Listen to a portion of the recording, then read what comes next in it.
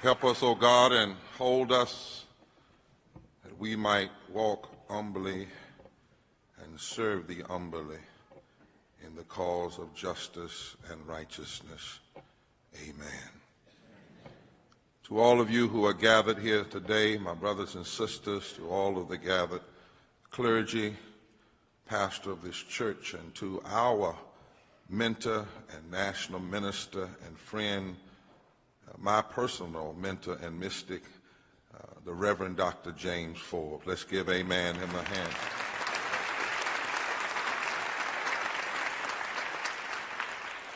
I do want to ask one privilege, as I'm going to take back some of my time from the chairman. I think he got a little preacher in him. But I do want to ask a favor, Dr. Forbes. My daughter had a birthday yesterday, Rebecca Eleanor, and I want to ask one more woman in the pulpit. Come on in the pulpit and sit up here. Come on, quick. Amen. Amen.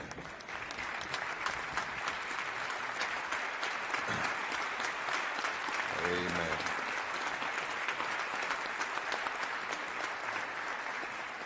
We thought we might lose her at a year and a half. She had hydrocephalus, but I was operated on, and she's a double major magna cum laude graduate from North Carolina Central University. I think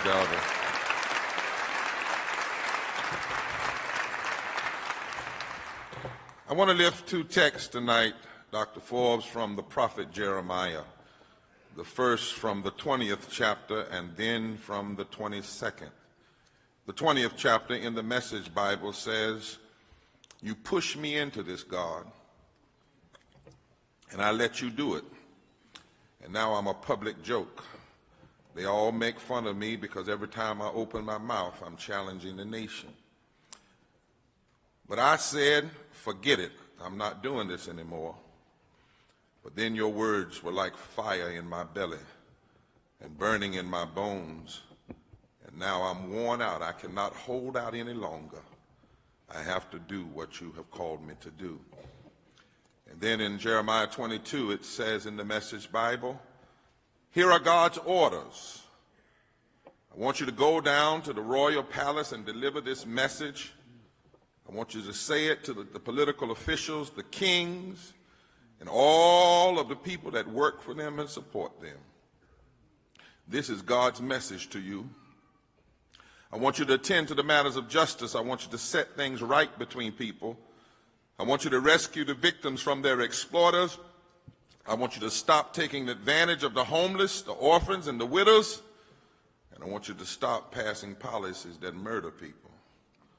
And if you obey these commands, then kings who follow in the line will continue to go in and out of these palace gates mounted on horses and riding in chariots, they and their officials.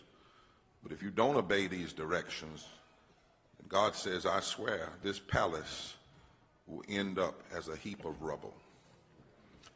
I want to talk some today about the need to know who we are in times like these. Jeremiah was called by God as a young man to stand up, Dr. Forbes, to the forces of injustice of his day. He was called to nonviolently take on bad rulers, bad policies, bad kings, bad officials, and false religionists. He did not welcome the task. He did not want it. But before he was in his mother's womb, we learned that he was chosen. The time in which Jeremiah was born was a time of political abuse and religious endorsement of that abuse. Listen at one of the texts that describe the time in the same book called Jeremiah. It reads like this: "My people have been infiltrated by wicked men.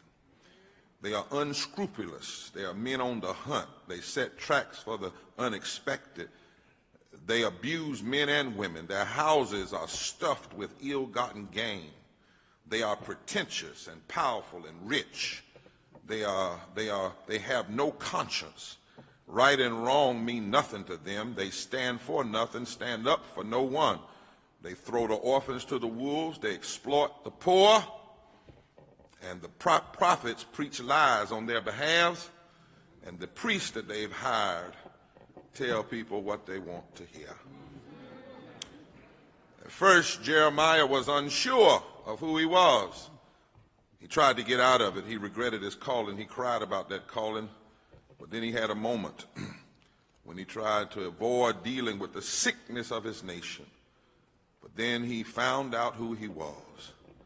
And after that, God sent him on a message. I need you to go down to the palace. I don't need you to send a tweet. I don't need you to send an email. I need you to lead a campaign to the palace. I raise these texts tonight because properly defining oneself and one's nature and one's calling is critical.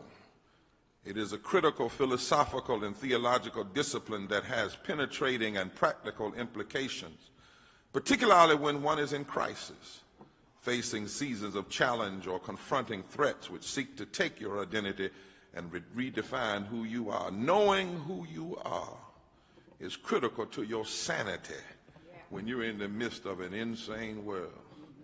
Knowing who you are is critical to you being able to sustain a fight back when you're facing what Paul Tillich called the very threat of non-being and non-existence.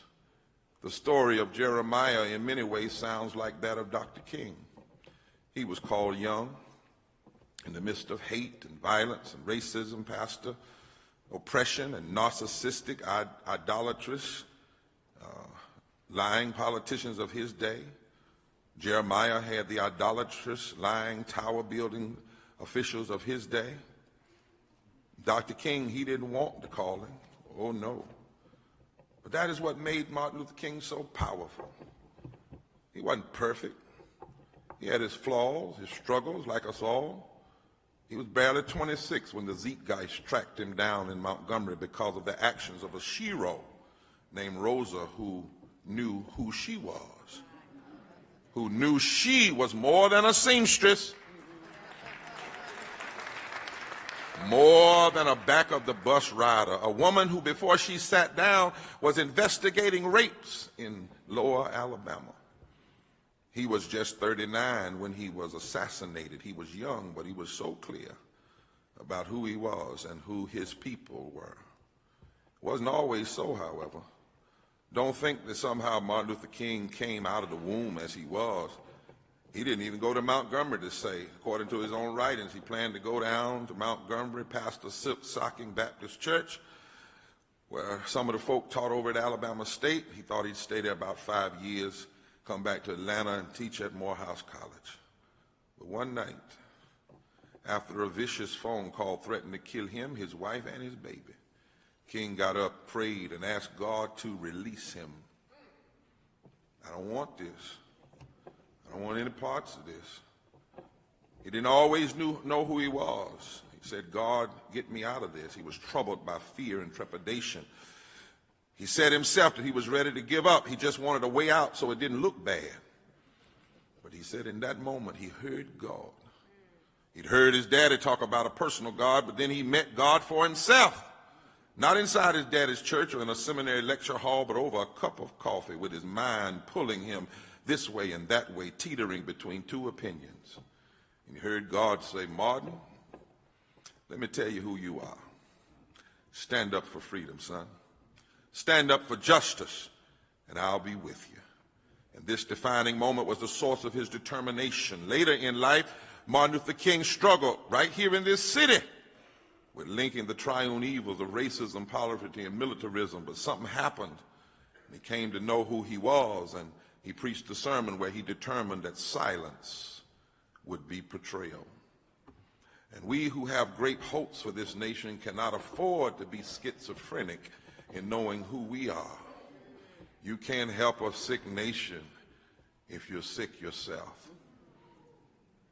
We have to know the calling of justice that defines us. And in this moment, on this King Day, all over this nation, some will come to King celebrations who would not even welcome him if he was alive. So we got to be careful, y'all.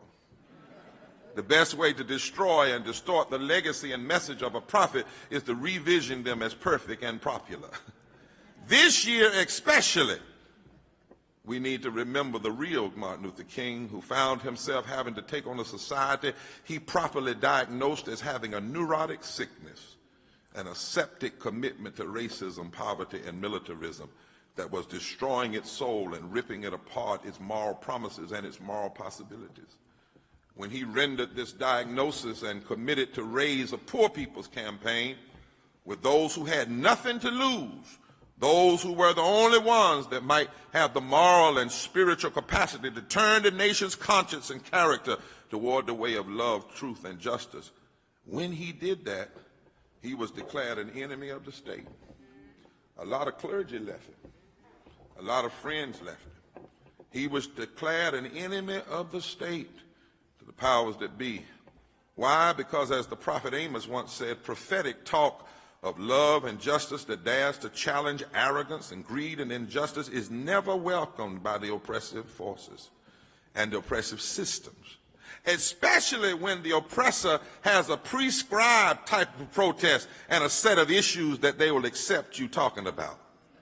But when Dr. King linked racism and poverty and war and dared to challenge not just laws of the state and country, but the nation itself, he was not popular. And any attempt to simply popularize him, make a commodity out of him, throw celebratory and commemorative platitudes at him without embracing, embodying, and engaging the prophetic vision and call to action that he espoused is actually to participate in the destruction of his legacy.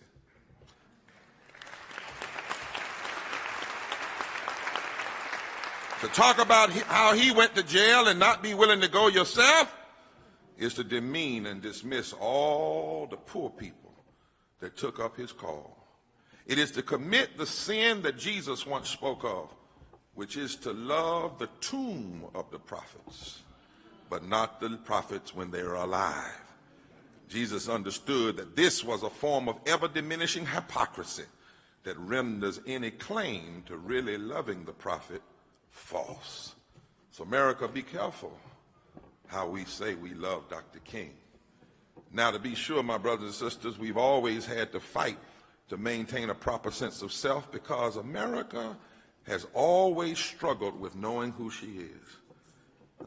Sister Nell Painter, the Princeton professor, says that we've always had this call and response.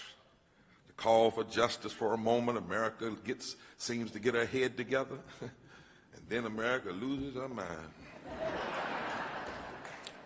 America has had a kind of split personality, at times political and social schizophrenia, a great gulf between what she dreams to be and what she is in reality. One of the hymns that we sing about America loses that it says, America, America, God mend thine every flaw. America has been a nation that has had what Dr. King once called a high blood pressure of creeds and the anemia of deeds. Langston Hughes said, but I swear this oath, America will be, and yet America has never been America to me. But I swear this oath, America will be. Yes, there has been progress in America, but this has only come when those who knew who they were and who America should be dared to challenge this country and not give up on her possibilities. We have a nation that is great, yet it's a nation that has great struggles because what she says in words too often contradicts what she is in action. And for those of us who want so much for her to live out the true meaning of her creed, to move this nation closer to where her words and deeds match, we must know who we are. And part of that means we must know the radical king. You know, I'm talking about the king that talked like this. We've deluded ourselves into believing the myth that capitalism grew and prospered out of the Protestant work ethic and sacrifice. The fact is that capitalism was built on the back of the exploitation and suffering of black slaves and the genocide of Native Americans, and continues to thrive on the exploitation of the poor, both black, red, and white, both here and abroad. That king, my good friend Cornel West helps us here when he says that Martin Luther King Jr. refused to sell his soul for a mess of pottage. He refused to silence his voice in a quest for unarmed truth and unconditional love. For King, the condition of truth was to allow suffering to speak. For him, justice was what love looked like in public. In King's eyes, too many people sacrificed the truth for access to power or reduced sacrificial love and service to selfish expediency and personal gain. The radical King sided with the poor and the working people in a class struggle taking place in capitalistic society. He always, Dr. West says, had a healthy suspicion of politicians of any color. Any color. We need to know the King who understood the connections of history. We need to understand the King who said, I'd rather be dead than afraid. Because he saw too many people being afraid. They knew what was right, but they were afraid in their pulpits, afraid in their places of work, afraid wherever to stand up for what's right. You know, you almost have to check now when people say they march with Dr. King. There's a whole lot of marching going on now, but the pictures don't show it when you look in the past. We need to know the King who understood the connection of history. King had a deep analysis of America. He was not shallow. You know, too many people right now are having a shallow argument in this moment. We've never seen this before. What? We've never seen America and its leadership contradict what it says on paper? We've never seen people get elected and lose the popular vote. You must not know about Rutherford B. Hayes in 1877. We've never seen all-out racism in the Oval Office. Then you've forgotten about Woodrow Wilson when he played Birth of a Nation in the Oval Office. No, Dr. King would say, no, there's a pattern of call and response in American history. In fact, in 1965, at the end of the Selma to Montgomery March, a speech, Dr. Forbes, that people don't often talk about, that speech at the end of the Selma to Montgomery, listen to what he said, and it's almost a diagnosis for the moment we're in now. Listen, this is Dr. King. He said, if it may be said of the slavery era that the white man took the world and gave the Negro Jesus, then it may be said of the Reconstruction era that the Southern aristocracy took the world and gave the poor white man Jim Crow. He gave him Jim Crow, and when his wrinkled stomach cried out for food that his empty pockets couldn't provide, instead of the white aristocracy helping the poor man, he gave him Jim Crow. He ate Jim Crow, a psychological bird that told him no matter how bad off he was, at least he was a white man, better than a black man. He ate Jim Crow, and when his undernourished children cried out for the necessities that his low wage could not provide, the aristocracy was afraid of him connecting with black and brown people, so he showed them the Jim Crow signs on the buses and in the stores and on the street and in the public buildings. And his children too learned to feed upon Jim Crow, their last outpost of psychological oblivion. Thus, the threat, said Dr. King, of the free exercise of the ballot by Negroes and white people coming together resulted in the establishment of a segregated society that was fostered by the aristocracy. They segregated Southern money from poor whites. They segregated Southern Moors from the rich whites. They segregated Southern churches from Christianity. They segregated Southern minds from honest thinking. They segregated the Negro from everything. That's what happened when the Negro and white masses of the South threatened to unite and build a great society.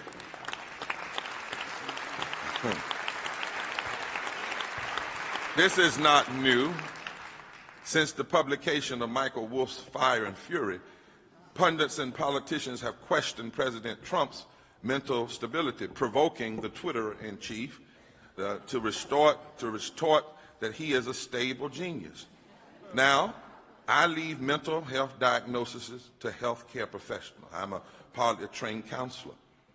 But we would do well to heed King's prophetic diagnosis of our shared moral malady. Indeed, we cannot honor King without addressing the spiritual sickness that has produced extremism in state houses, in the U.S. Congress, and in the present administration. What we are seeing is not just the problem of a person. And we do ourselves a disservice.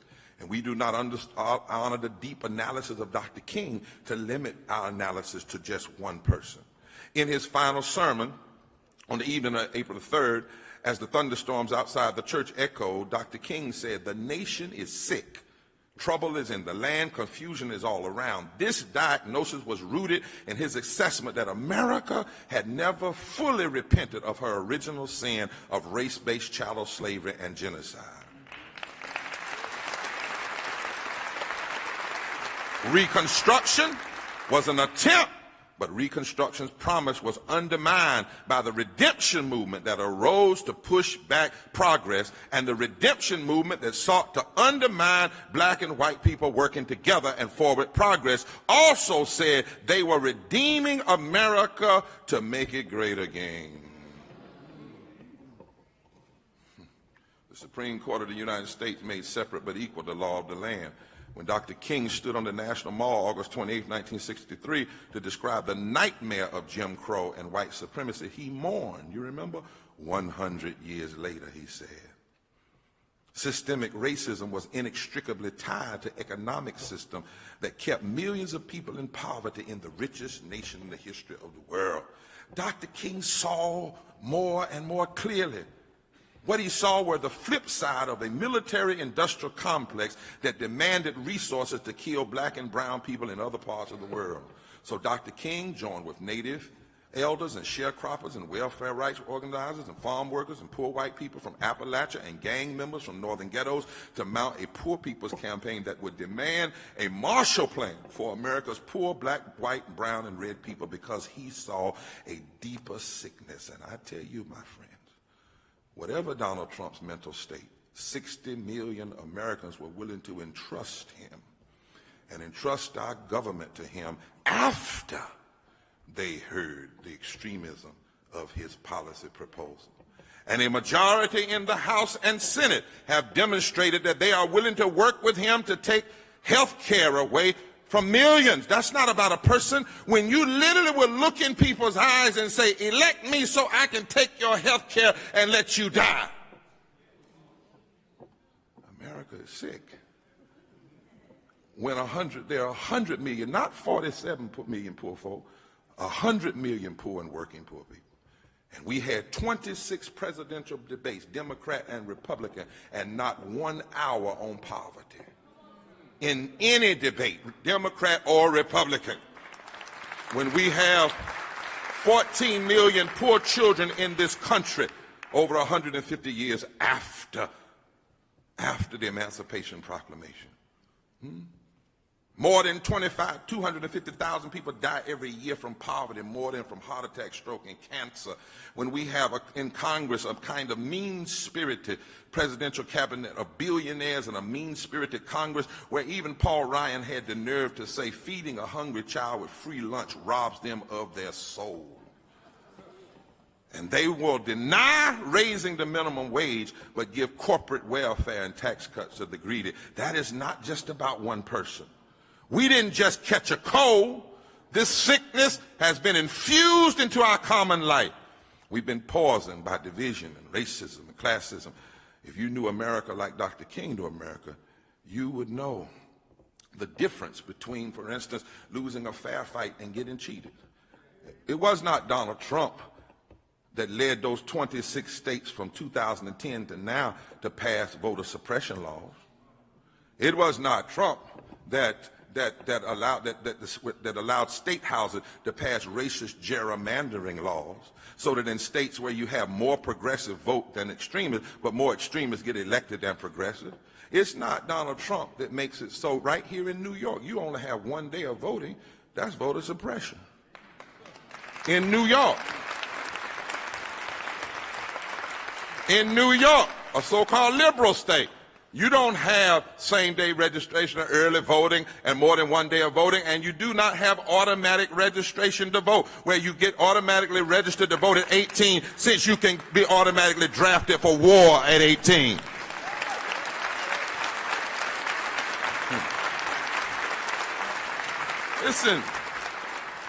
There's something else deeper than a person when one candidate wins 3 million more votes than the other and loses because of an electoral college that most of us can never get accepted in. There's something wrong. When a country of immigrants attack immigrants, and when the immigrants attacking the immigrants, if the laws were in place that the immigrants now want in place, their own grandmamas and granddaddy couldn't have got in the country. Something wrong deep down inside. When you have people talking about they want a merit-based system, that's racist. A merit-based system. Go back and check your ancestry. Your ancestors couldn't have merited. Many of the slaves brought over here were more meritorious than your ancestors.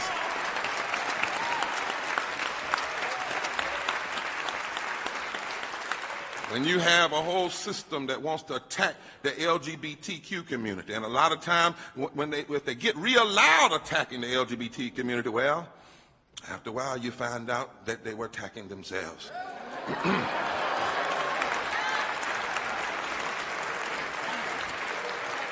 When you have a society where people want to dismantle and underfund public education and resegregate public education and put billions of dollars into private schools that do not have to accept all people, and when you have a nation that will pour billions of dollars into war without end and will attempt to appoint racist judges to the federal bench that will have lifetime appointment, we have a problem more than just one individual.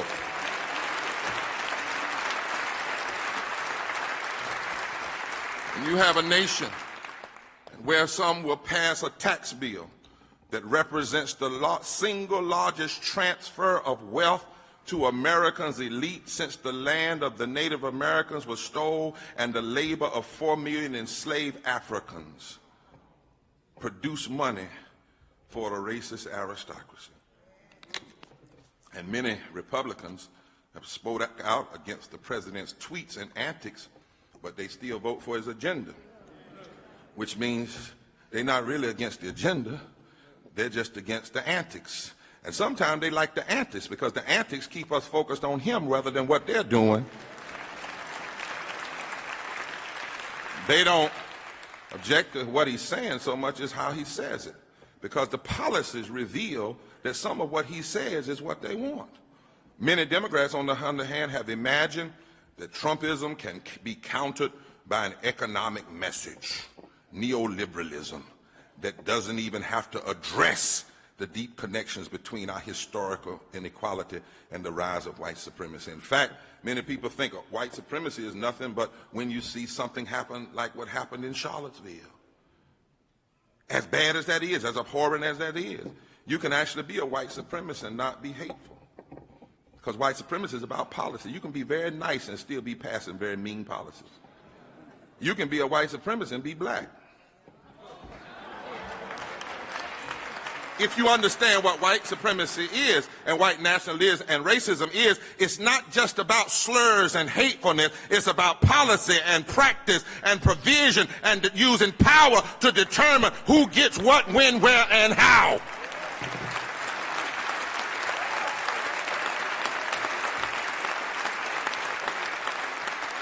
So, my friends, really, in this moment, you know, the other day some politicians said certain words that the president used were just tough talk. And others said, well, it's racist and vulgar.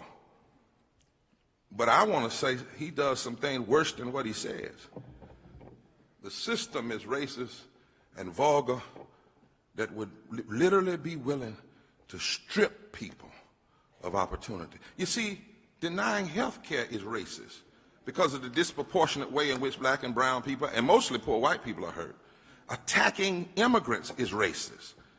Attacking our brothers and sisters at Standing Rock is racist. Huh?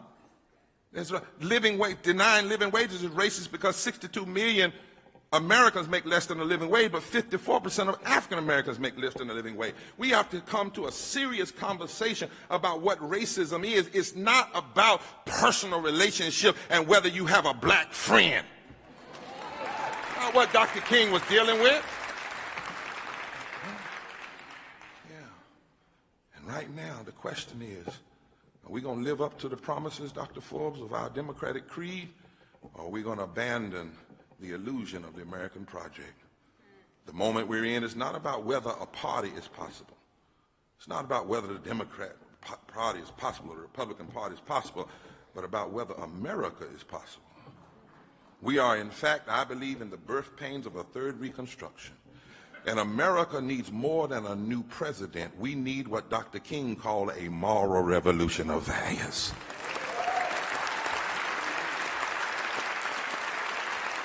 If we are willing to receive the diagnosis that Dr. King offered, then there is a way forward for America. But we must know who we are. And we must know that we've been called. We must know that in the 21st century, racism and economic fear still too often conjure a powerful magic, which compels the nation to seek safety in hating the other and security in a false nativism that has failed us before and will fail us again. We are called. We are called. Dr. King is not getting up out of the grave. And just remembering him once a year is not enough. I'm very serious. We are being called. In fact, we can't have another commemoration service and just talk about what he did. We have to begin to follow him and reimagine and do what he did in the times in which we live.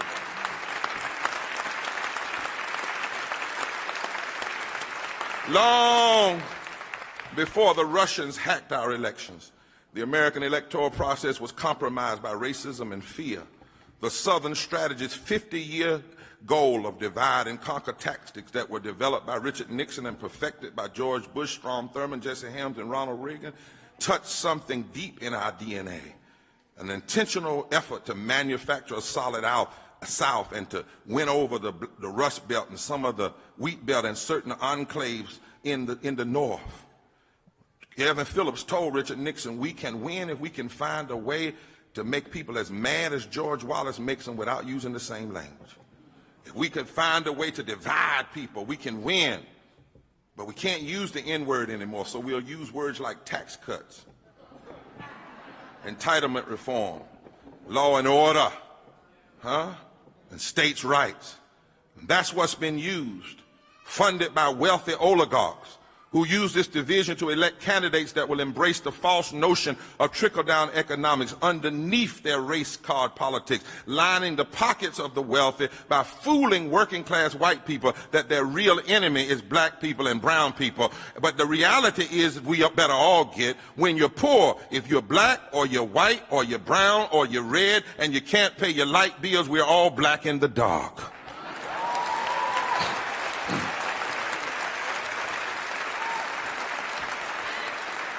Truth of the matter is, we have to face this question. What is it that causes many poor white people, millions of poor, more poor white people than there are poor blacks, to vote against the very programs they need? What makes poor people, what lies are being told to them to vote for a candidate who will promise them they'll be against the LGBT community, be against abortion, be for prayer in the school, but they don't read further and see that those same candidates are against living wages and giving health care and against protecting the environment. What myth will make you vote for somebody who will take your health care when 2/3 of the people losing their health care are the very people that voted for this president? What makes somebody think that allowing your schools to be resegregated is somehow going to help your children? What myth makes people think that privatizing schools with public money is the way to go when you're poor and your child still will not be able to go anyway? What myth is so powerful that it keeps working class, poor white people from building multiracial coalitions together? That's the myth we have to go after. And we have to understand what should bother us so much is not so much about the election of Donald Trump, but how he used the Southern strategy to get elected, and most people didn't know how to call it out. The truth is, right now, America has some possibilities. If we were to register 30% of the African Americans in the South and connect them to working class poor white people and brown people, Alabama wouldn't be an anomaly.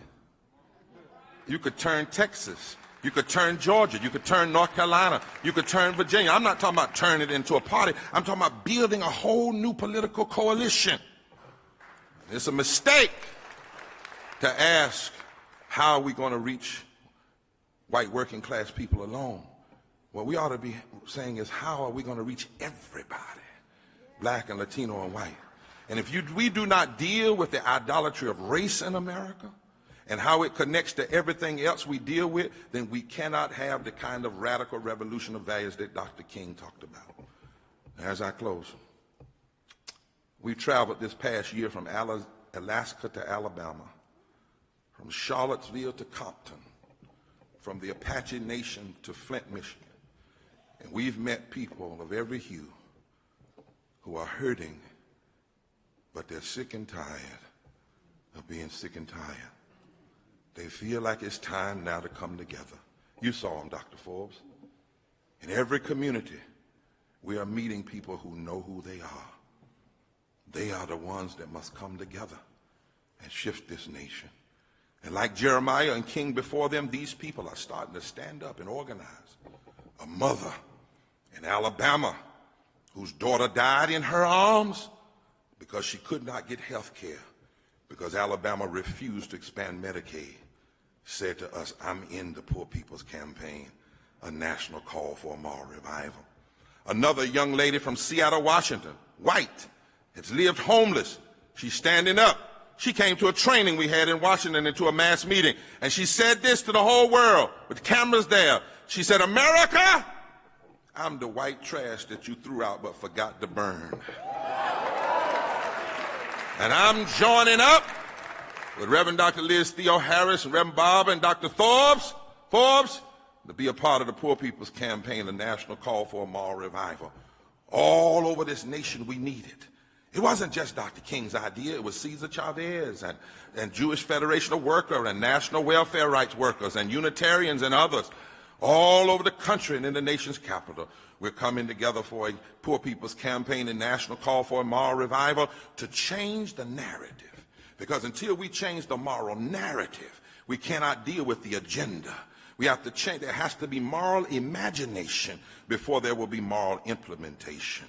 And we've got to force America to deal with the issue of systemic poverty, systemic racism, ecological devastation, the war economy, and the distorted moral agenda that's promoted by Christian nationalism and white evangelical that is neither Christian nor evangelical. Dr. King told us the only thing that can ultimately change this country is when you get poor blacks and whites and brown and others to come together. And we must speak truth as to who we are, because there's an entire web of money and influence that's been working to tie up the American democracy, even as the divide between the rich and the poor and the wider is wider ever than our history. Our electorate, however, is growing more diverse. There is a future coming that cannot be denied, but there are those who want to delay it. Wealthy oligarchs know they cannot hold on to power in truly democratic election. So that's why we're witnessing an all-out assault, foreign and domestic. And there comes a time you have to tell the truth. There comes a time when silence is betrayal. And in this moment, it's about whether we as a people can reconstruct the heart of our democracy. And right now we are being called to speak with and for the weak and the voiceless. Dr. King in '68 finally said, the dispossessed of this nation live in a cruelly unjust society. They must organize a revolution. And then the last night when he was with us, he said, nothing would be more tragic than for us to turn back now.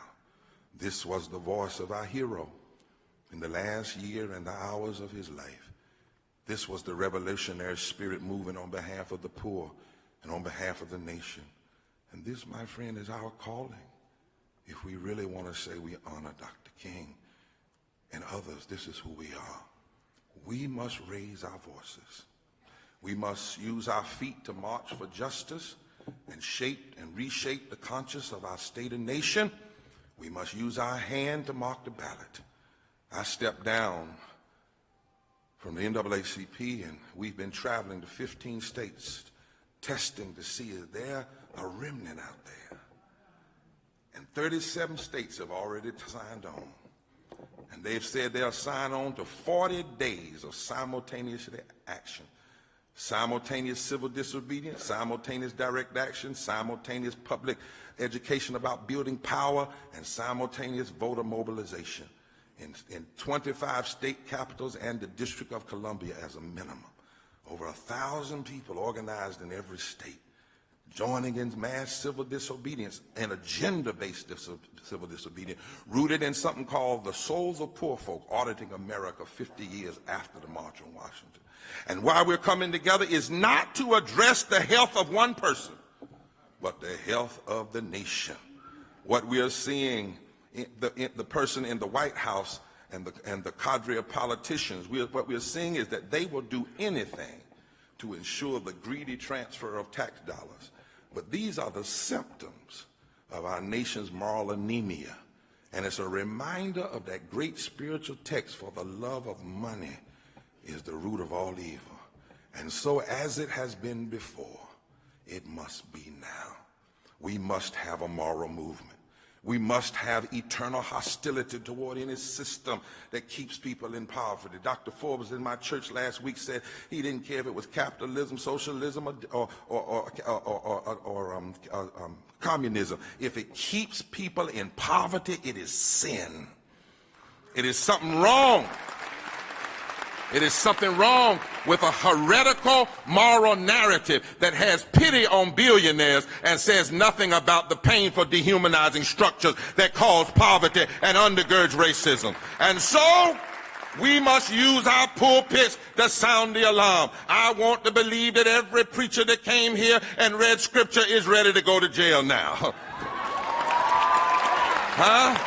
We must turn our lawyers to loose to fight in the courts, because the Constitution still lives. And we, the faithful, must be reminded that we are not called to be the servants of the state, but the conscience of the state. We are called to be the moral guardians of community. And in times like these, we must remember that we are called to be a prophetic witness. God demands that we stand for justice. God demands by the Spirit that we care for the brokenhearted, the captive, and the blind, and the oppressed. Didn't you hear what he said to Jeremiah 2,600 years ago, when Jeremiah faced the king that was a narcissistic tower builder and an egotist as well? He said, go down to the king's house.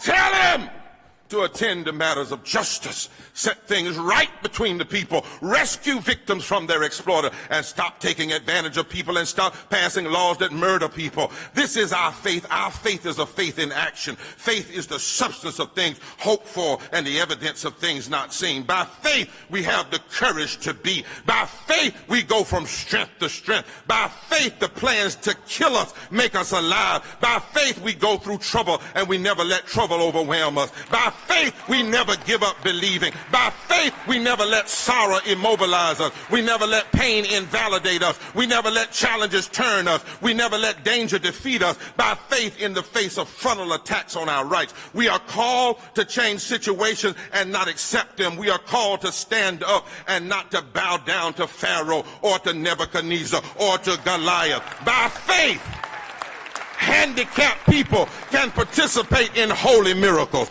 because faith in God is more powerful than any concern, more powerful than any foe, more powerful than any president or any problem. Yes, these are tough times. The mean and the greedy are cocky on every side. Never before in recent history have we seen so much money, pornographic sums of money, being spent in the resistance to the cause of equality. Yes, these are troubling times, but by faith, we don't give up to evil. Faith stands up. Faith speaks truth to power. I wish I had a witness here. Faith, I tell you.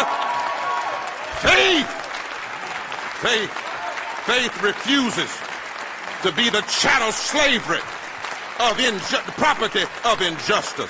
Faith is knowing that when God helps you, there's no challenge that can't be met. There's no mountain that can't be climbed. There's no valley that can't be crossed. There's no enemy that can't be defeated. There's no darkness that can't be overcome. There's no pressure that can't be pushed through. There's no political power that can't be overturned. I tell you, I feel like preaching right now. I'm sorry. But seems like I hear the Mississippi Mass Choir singing, "Hold on to your faith," and saying Satan is busy stirring up wrath, gathering stones to block my path. Our enemies inflicting all the hurt they can by throwing their rocks and hiding their hand. But you dig one ditch, you better dig two, because the trap you set for me might just be for you. Hold on to your faith. We must hold on to our faith and say and declare that our rights ordained by God and guaranteed by the Constitution, we will never give up on them. We will never turn back. One election can't turn us back. One loudmouth can't turn us back. George Wallace couldn't turn us back. Bull Connor couldn't turn us back. Our faith might get bruised and battered. Our hope for this nation, however, is that we're going to keep it moving forward. We might get discouraged, but we'll never lose our faith. If I was home, I ain't home, I'm in this sedity, big old northern church, but if I was home, I'd say weeping may endure for a night, but joy comes in the morning. These modern-day racists must not know who we are. McConnell must not know who we are. Ryan must not know who we are. The funders must not know who we are. We are the sons and daughters of Martin. We are the sons and daughters of Rabbi Heschel. We are the sons and daughters of Rosa Parks and Dorothy Day and Harriet Tubman and Frederick Douglass and Fannie Lou Hamer and William Lloyd Garrison. Who are we? We are the sons of Abraham and Sarah and Muhammad and Ali and Moses and Jesus and Mary. We were born for right now. We've already made it through 250 years of slavery and another 100 years of Jim Crow. By faith, we've already made it through the Holocaust. By faith, we watched you kill our leader, but you killed him, but you didn't kill the dream. And by faith, we can take your sugar honey iced tea hole and turn it into fertilizer. We can turn it into fertilizer and build a brand new movement. So we must go down to the U.S. Capitol and every state capital until the cries of the poor are heard. We must go down until the nation knows that it's not a crime to be poor, but poverty is a sin before Almighty God. We must go down until every sick person has access to health care and every worker a living wage and every child a constitutional, diverse, fully funded public education and the poor have a guaranteed income. We must go down and refuse to believe that nobody can change. We must go down until our leaders commit to divest from the war economy and reinvest in a war on poverty. We must go down until the false prophets of hate are overwhelmed by the glad tidings of the beloved community. We must go down until those with power are converted and some of our adversaries become our friends. We must go down with love and truth. We must go down no matter what the challenges are. We've got to go down, y'all. Black and white and brown and young and old and gay and straight and Jew and Christian and Muslim and Hindu and people not of faith but who believe in a moral universe and natives and elders and immigrants. And that's why we're linking up from Mother's Day to the summer soldiers all over this country and in the District of Columbia. We're going down to the people's house in 25 states. I hope some of you will sign up to go. You got a card in your bulletin, and I hope you will say that we're going down and we're going to pledge eternal hostility to the systemic violence of the status quo and racism and poverty and ecological devastation and the war economy. We're going down to shock the heart of this nation, and while we're going all over this nation, We're going to be singing what Martin and Viola Woosa and Fannie Lou Hamer and others sang. Mine eyes have seen the glory of the coming of the Lord. He is tramping out the vintage where the grapes of wrath are stored. He will loose the fateful lightning of his terrible swift sword. His truth is marching on. The God I serve, he has sounded forth the trumpet that shall never sound retreat. He is sifting out the heart of men before the judgment seat. Oh, be swift, my soul, to answer. Be jubilant at my feet. Our God is marching on. Glory! Glory! Glory! Glory! Glory! Glory! Glory!